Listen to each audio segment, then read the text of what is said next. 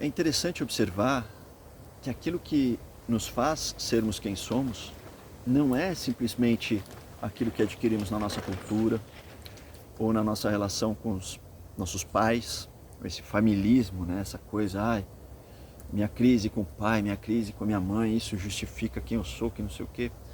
A gente tem uma série de relações muito amplas durante toda a nossa formação que atravessam a nossos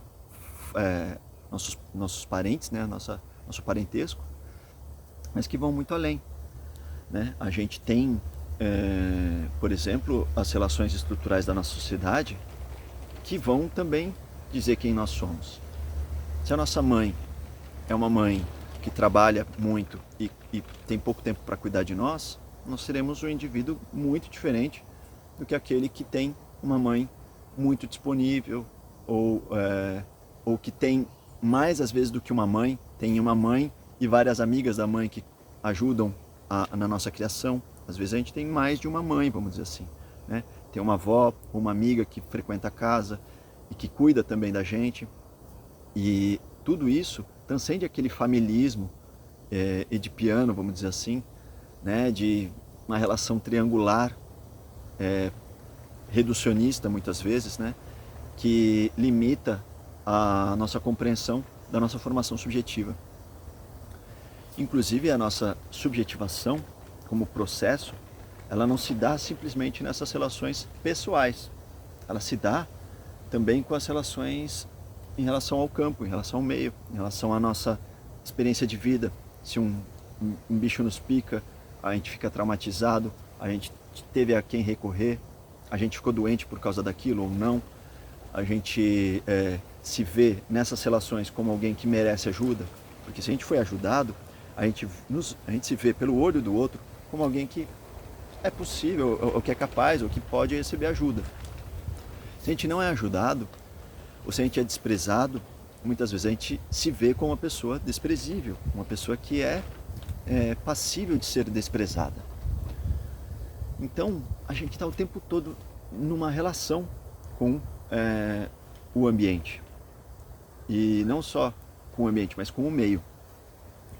Vamos pensar essa relação com o meio, tudo aquilo que nos circunda de uma maneira mais imediata, mas que é numa relação conosco que se transforma. E eu gosto de pensar como essa relação se dá entre indivíduo e meio através da técnica. E aí eu transcendo até a questão meramente humana. Não precisamos nem pensar só a técnica humana, né? A técnica humana ela seria mais evidente, mas vejamos um sabiá, um João de Barro. Cada pássaro ele tem uma técnica de construção de ninho, por exemplo.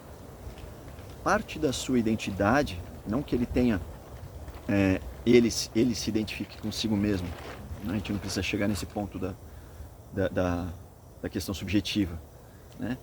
Mas aquilo que faz ele se constituir como o que ele é, como um sabiá, por exemplo, é também a sua técnica, a capacidade de construir um ninho. Se um sabiá é levado para um lugar onde ele não tem recursos para construir um ninho que ele saberia fazer, ele não vai se constituir como um sabiá. Talvez ele morra, talvez ele não tenha os recursos que ele aprendeu como recursos, seja de alimento, seja para reprocriação, mesmo que ele tenha uma parceira. Então, o que vai fazer ele se constituir como sabiá é também as suas técnicas. E as técnicas diz respeito àquilo que ele faz, aquilo de que ele se alimenta, aos resíduos que ele gera e às construções que ele opera, que ele obra, como os seus ninhos, por exemplo. Então, tudo isso não tem respeito, não diz respeito simplesmente ao sabiá, à sua estrutura genética, à sua ancestralidade, ou ele ter aprendido, supostamente, a fazer um ninho de tal e tal jeito, como se o pai dele tivesse ensinado a ele a fazer um ninho daquele jeito. Ainda que existam codificações genéticas, ainda que exista também algo de mimética, de mimetismo, né, dele observar no comportamento talvez do seu pai, cantando e ele aprendendo a cantar com o canto do seu pai, né? Ele aprendendo que é assim que ele deve se comportar, ainda que existam aspectos, vamos dizer, de tradição e de orientação genética, existe também um meio que constitui aquele indivíduo. E não o indivíduo como algo dado, mas indivíduo como processo de individuação.